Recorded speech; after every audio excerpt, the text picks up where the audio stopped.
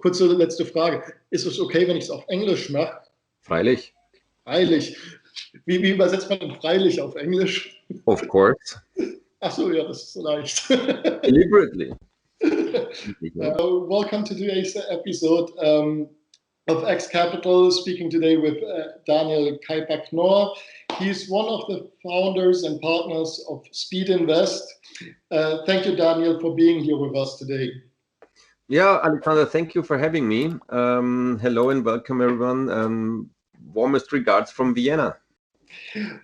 How is the situation currently in Vienna? And Daniel, how did you actually start your VC fund coming from Vienna and having a super exciting background? I know on the one hand, you have been in investments and finance, but also being a ski instructor, which I think is the most exciting part, to be honest.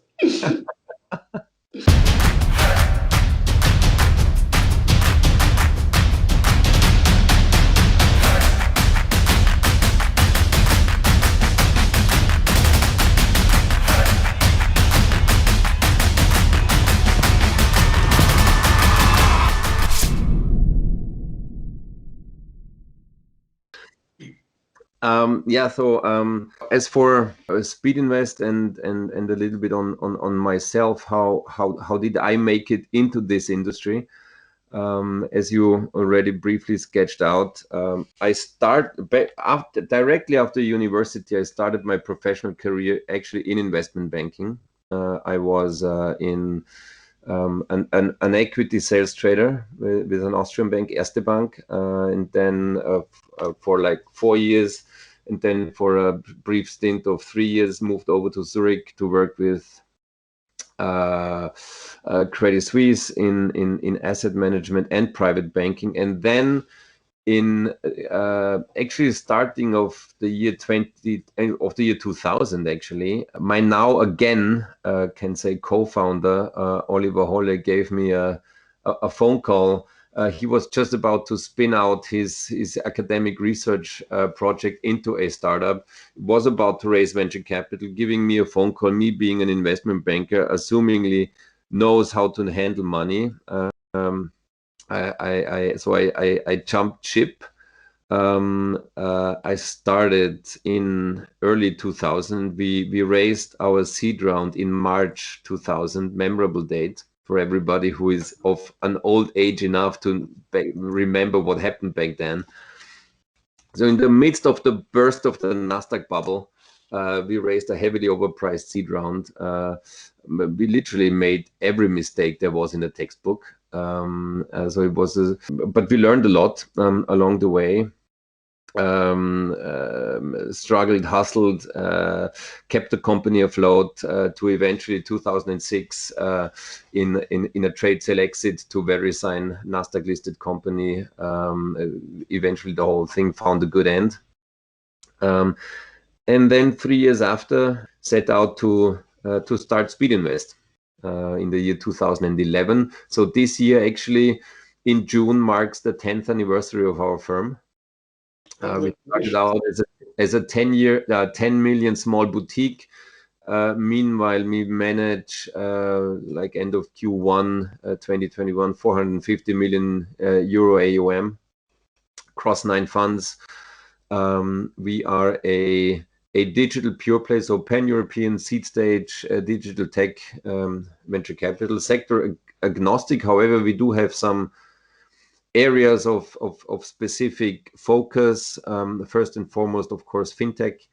Next one would be the more horizontal focus on the business model of marketplaces and network effects. We look into the vertical of industrial tech, so meaning startups that build software to improve the industrial manufacturing process. Digital health is a strongly emerging topic with us, not just started last year, but heavily accelerated by last year events. Our health tech portfolio already spans like 15 companies. The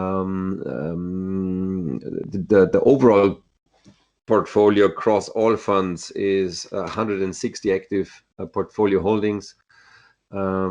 Typically, we invest in the very, very early stages. We try to be the first or among the first funds joining the cap table.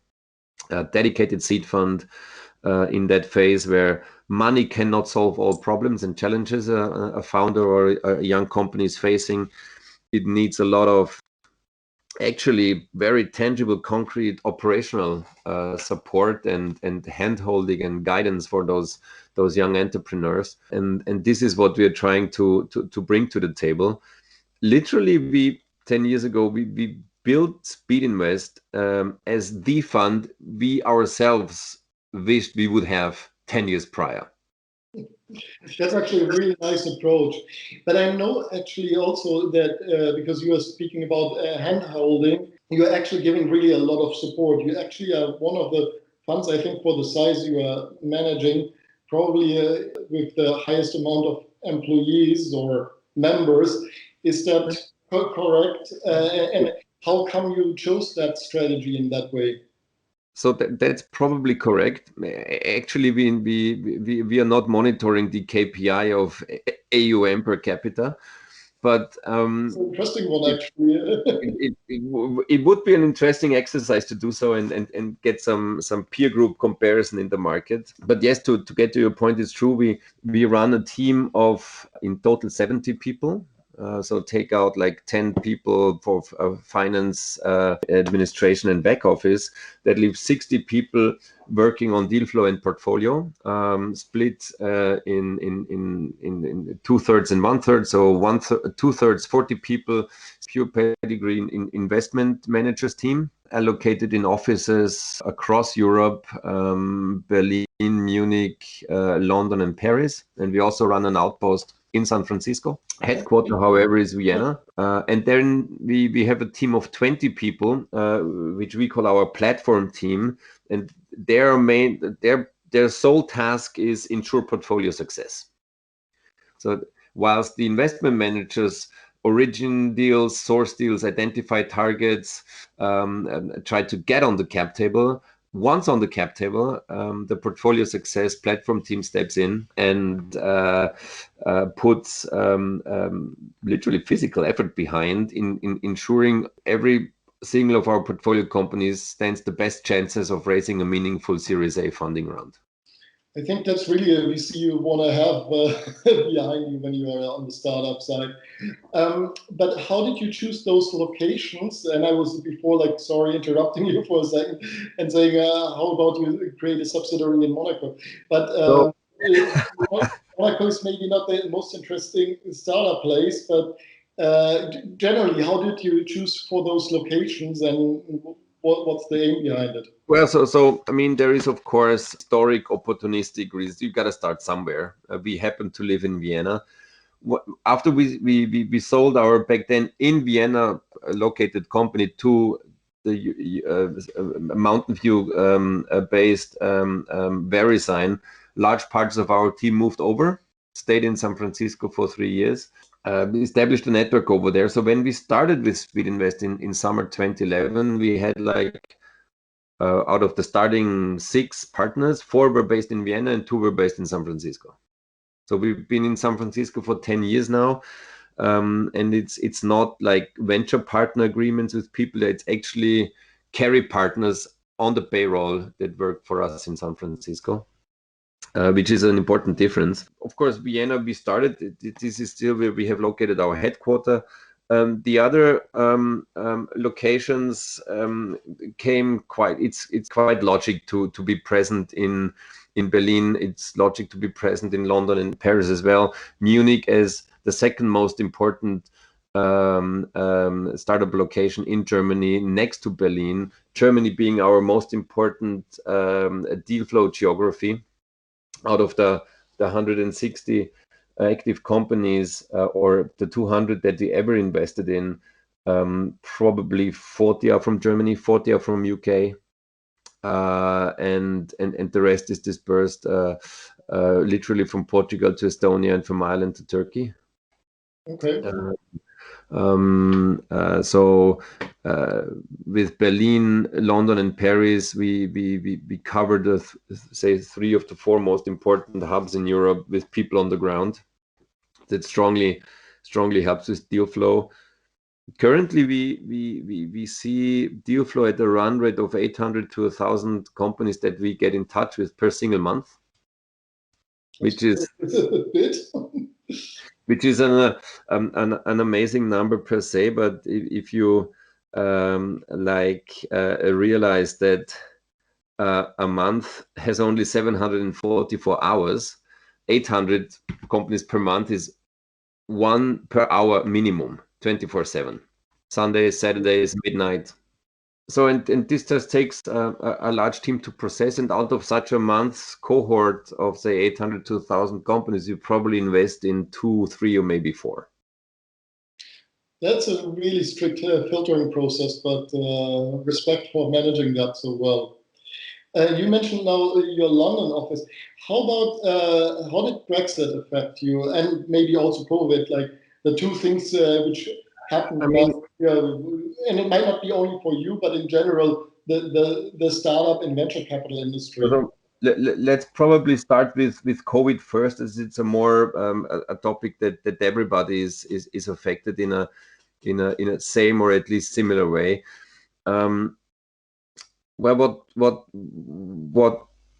2020 brought was overall a massive, a never expected acceleration of that general shift of society, economy, and businesses from analog and conventional over to digital.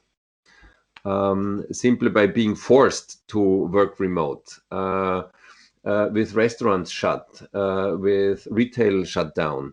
There was a force that drove the whole ecosystem over from stationary retail into e-commerce.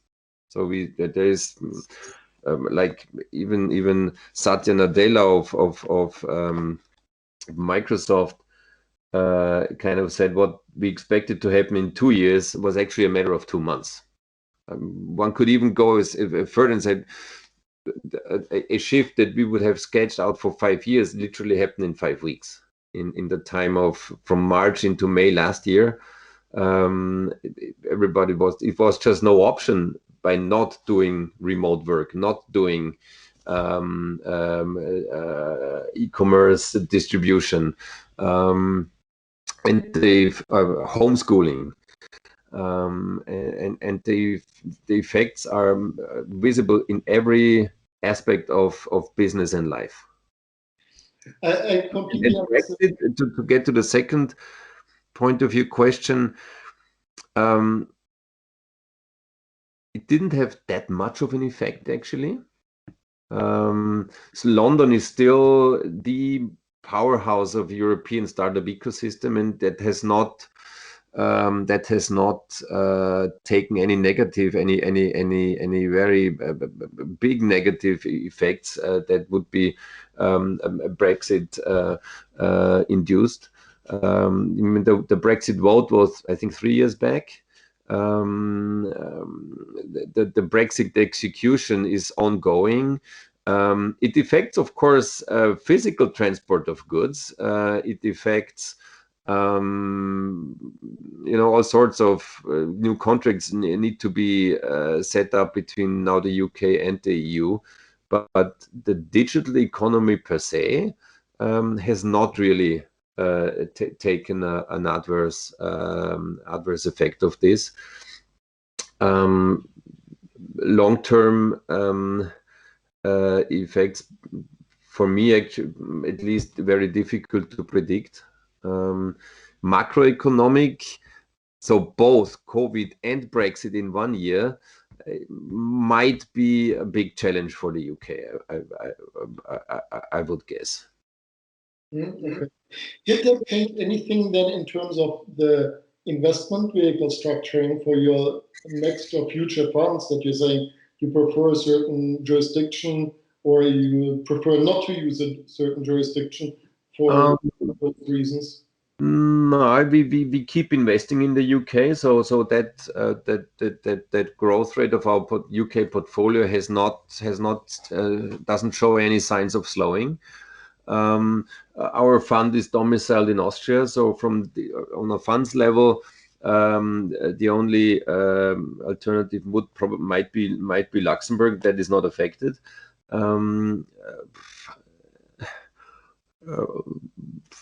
So from a pure Brexit background perspective, maybe I'm overlooking something, but I don't see a present negative effect. It's actually because of those two events or any other influence, which I might not be seeing here happening in the last year, the behavior of LPs has been changing. And because I hear more and more LPs looking into the VC space because they are also working digitally more. I mean, that is overall, it's more like the macroeconomic background that has already been in place over the past 10 years. Ever further interest rates going further down, further down, further down. No, in the very recent like weeks or months, that massive increase of money supply during last year might have some effects that work against this. But in a general environment where interests are close or actually zero, and on the other hand, the massive increase of money supply, that money needs to go somewhere. And we've seen massive inflow into private equity overall, and there's venture being a subset of private equity, also into venture. Ourselves, we raised like over 200 million of our total 450 in the years 2019 and 2020. So in the 8 years before, we raised, say, 200, and in the 2 years, we raised 200. Of course, there's many factors coming into this, the overall macro environment with interest rates. The topic of private equity, venture and technology finally arriving in the mainstream. So also private individuals, very conservatively acting family offices, they start to realize that digital e-commerce, cloud, that has actually arrived in their daily life. For example, take into account that large auditing companies shift over from on-premise software to cloud software. So this is a company that hundreds of thousands of people, all in the top income peak or the top income level of the society, they realize that this is now here to stay. So the leap of faith they need to take to invest in this topic or the hurdle they have to take has significantly come down from a mental a point of view. So there is and it's a mega trend, right? The shift over to digital anything. Interest rates, one rate. Then again, our brand has, I think, quite nicely developed over the past couple of years that allowed us to talk to potential and actual LPs that 3-4 years back would have never engaged in conversation. I think really that combination makes a lot of sense, what you're saying. And so on the one hand, of course, the market trends have been changing, but also you have been building up a track record over almost a decade at that point. Do you think like younger first-time funds, for example, are still profiting from that trend? Or I think so. There is evidence that first-time funds are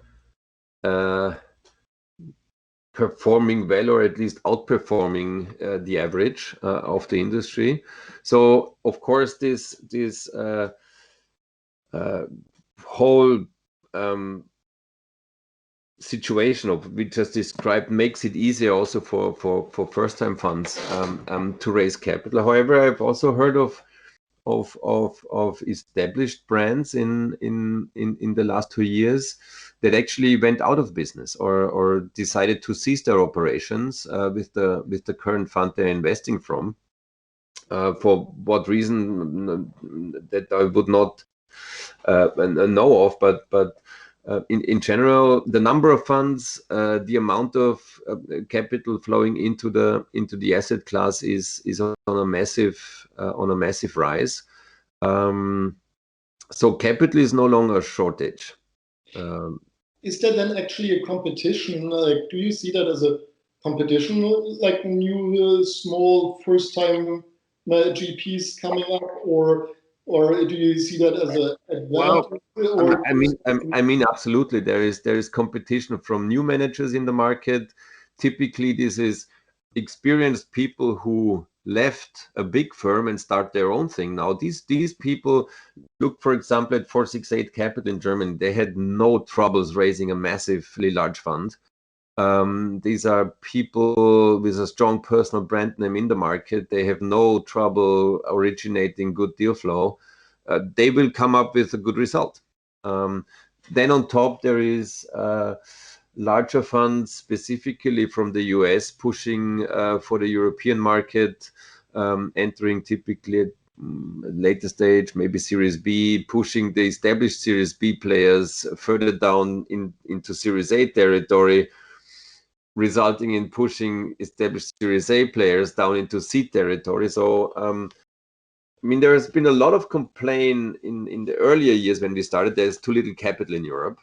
So I don't know if this problem is solved, but it's at least not such a big problem as it was like 10 years ago. Is there still already enough capital in the market? I don't know.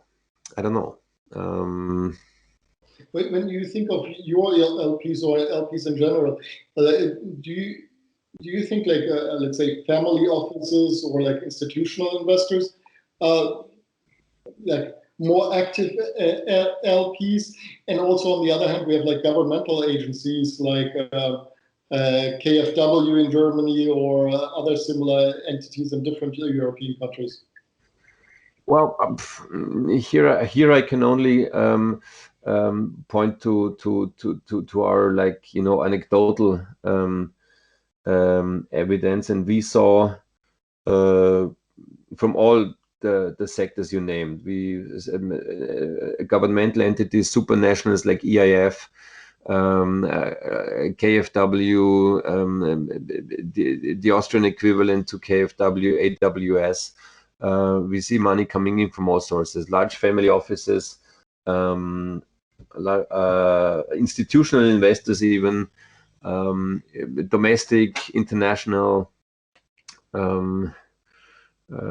So capital seems not to be the bottleneck. Okay. What's like normally for you the minimum ticket size? If I would be saying, hey, I like what you're doing, can you say that publicly? Or Totally. I mean, our typical fund size that we're raising is in the range of, say, 50 to 250 million euro. Okay. What's the average amount then you're receiving, or like what's the minimum and the average? Well, I mean, there is, of course, as we are under the Eureka regulation of the EU, the legal minimum is 100K. That would apply for typically private individuals, smaller family offices. I would say the bulk of our LPs is in the kind of 1 to 10 million range. It's still pretty. We don't have any large heavyweight LP in the fund. This is also like we started out. We had to raise from friends, family, and anyone who was like we were able to convince. We are increasing the ticket size gradually from fund to fund. But say, for example, a 50 million fund, we would. Would that be 10 LPs, 5 million each? I don't think so. It's got to be probably rather 25 LPs, 2.5 or 2 million each. On average. Of course, there is private individuals, and there is good reasons to take small ticket private individuals, specifically when they're like experienced founders, when they can help you drive deal flow, when they can help you in the due diligence, because one needs to know in pre-seed and seed stage, we need to decide super quick. Often in less than a month, there is no time to run a full-blown private equity style due diligence where you can work on a deal for 6 months. We need to work on deals in 6 days. So we need to be super quick, and we need to have a large network of people that we can talk to, their judgment we can rely on. And it's super helpful if these people are a small LP in your fund, have some and then benefit also from the contribution they make on taking part in the due diligence or helping the companies enter some larger business development contracts and stuff. The larger the LP gets, the less operational involved they are typically. Okay, that makes sense. I'm seeing like the time, and I promised you to stay in a certain time frame. So maybe then a last closing question from my side. If you would give yourself now 10 years ago advice on how to run a fund, set up a fund, what would have been your advice, what you learned over the past decade?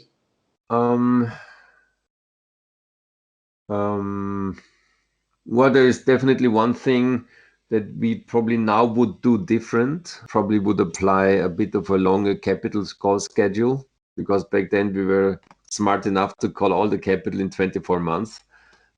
Despite the fund is doing super nice on a total multiple over cash, the resulting net IRR due to this heavy front-loaded capital call schedule looks a bit different. It shows a different picture. What would I do significantly different? I'm not saying that it needs to be something different. Maybe you say you did everything right, but like no, we definitely did. We got some things right. I mean, the first thing we got right is that we just did it. Right? It's like this founder moment, yeah, creating one from zero, this big bang moment. This one we got right. We probably missed out on some deals and investments where we could have placed a bet by having maybe not the experience that we have now, that specifically in seed stage. It's more than, compared to any other investment stage, it's a bet on the founders' personalities. And this we probably did not work by that principle strictly enough. So this is a strong learning out of the past 10 years. In seed, it's about the people. And it's about the people and the markets. It's maybe, and this might be a bit contrarian, it's not so much about the momentary product they show you, the MVP they have at hand. It's about the people and the market and the problem that they are addressing. I always say products are for clients, investors buy the problem. Because a good, excellent team in a large and growing market with a clear and present problem will eventually always have the right product. So now I have another question, but like, how about the right timing and having the right funding for it? Do you think that plays a major role? Because of course, funding buys time, and time buys maybe possibility to get a right market fit. Yeah, I mean, that is, how does one say? It's the dose that makes it a remedy or a poison. Too much is not good. Too little is not good. In the market, there's kind of the generally accepted belief that a runway of say 12 to 24, maybe 18 months is a good measure. The company needs to have a clear picture how much money would they need to make it for 18 months. To raise too much too early might be a curse, because you're then not delivering on your promise. Then the growth curve flattens, and nobody will touch this startup again. But if you're starting out very capital efficient, very frugal, and keep the growth rate up. And for these companies, it's probably easier to raise follow-on rounds than others who overdo it in the beginning. Okay, I see that. So despite there is competition, and I've heard of deals like in the way in the double-figure valuation range, companies pre-product, pre-revenue, pre-MVP, pre-everything, which is unseen until like a year or two ago. But now it's happening almost quite frequently. I don't know if that is such a healthy development. Okay, I get that point. That makes sense. So, sorry, now I have the last question, which I think is still an interesting one. How do you actually spend your day as a venture capitalist? Because I think that's something which I know a lot of startups are getting often wrong, thinking you are just sitting there on a pot of 450 million and just like spending that amount of money. But I assume that's not the truth, right? That's totally not the truth. We are not Dagobert Duck in his Geldspeicher. I mean, question is there a typical day in the business life of a venture capitalist? Until a year ago, I would have said it's probably 3 times a week. Get up at 4 o'clock in the morning to make it to the airport. Okay, that is no longer happening. And get back by midnight. So a good part of the weekly hours, it's night work. Then it's a lot of tons of communication, right? I'm from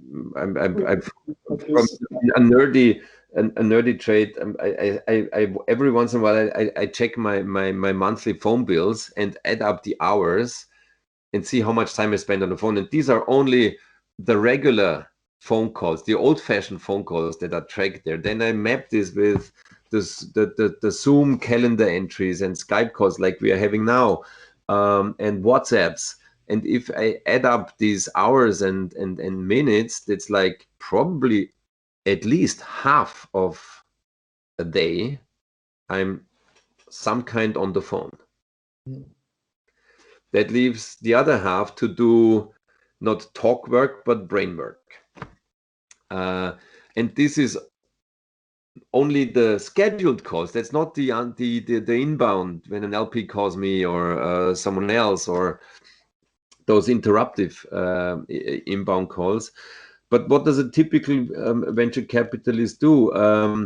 Sourcing deals, speaking to his network, weeding through public databases, even LinkedIn, Crunchbase, reading blogs, trying to keep up with technological developments. There's so much going on out there in the deep tech space, in quantum, in crypto, in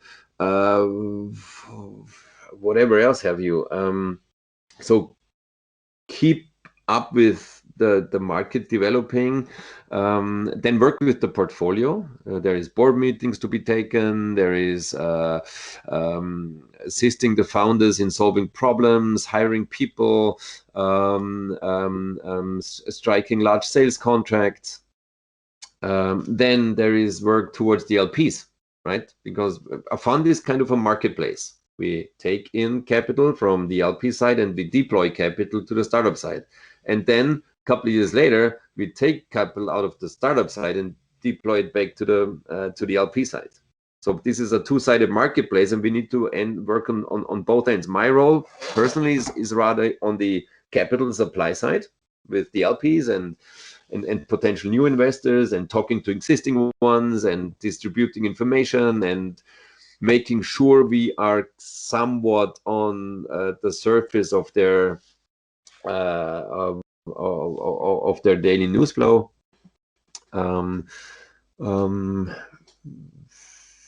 Yeah, that's practically what we do. And now with not having to fly again, like in 2019, I had like, I don't know if that's a lot or not, I had 65 flight destinations. I think for the average person, it's quite a lot. My last professional flight was on February 25th, 2020. So almost a year now I'm grounded, but the technology allows that this works. Would the pandemic have happened 10 years earlier, the whole economy would have collapsed. I think that's a very smart closing remark, because that's absolutely true. I fully agree with you. So that's why I personally love also the VC space, because there's venture capitalists are making really, I think, the impossible possible with the investments, and believing in some crazy people with crazy ideas and allowing them to grow their technology. I mean, just imagine, that place. How should homeschooling have worked 15 years ago? No way, Yeah. Right? How should home office could have worked? Possible. No way. Yeah. So I think with all the achievements that technology and innovation overall, so being in the ICT part of things, also in biotech, I mean, BioNTech, yeah, 10 years ago, absolutely no chance this would have been possible. Right. And there is also a large ICT part of the whole simulation and cloud-based computing power, allowing large-scale simulations before even getting into clinical development and testing. So 10 years. So our country in 2020 took a 6.5% or 6.6% GDP. How to say, not growth? What's the opposite? Our GDP shrank by nearly 7% last year. That would have been far bigger. Wouldn't we have had the technology that we have now? I definitely agree with you on that, and I think it's super important for that reason. I guess that's to some extent why you and I'm really excited in the VC space. Totally.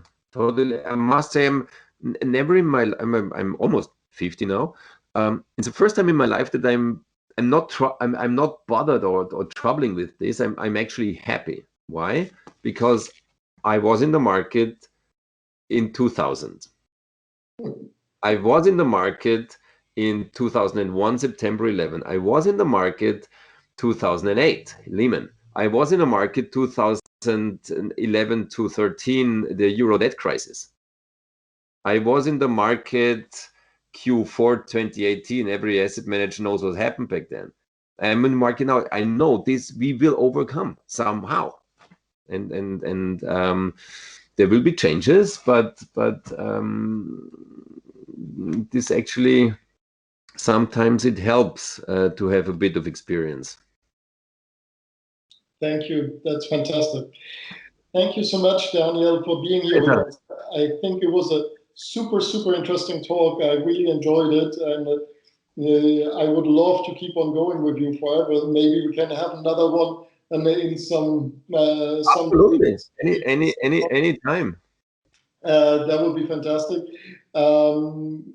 So let's stay in touch. Everybody, thank you so much also for joining the talk today with Daniel and myself. If you liked what you saw, don't forget to subscribe. Always important. That's why we are doing it. And I wish you all a beautiful day. See you soon. Bye-bye. Thank you. Bye-bye, everyone.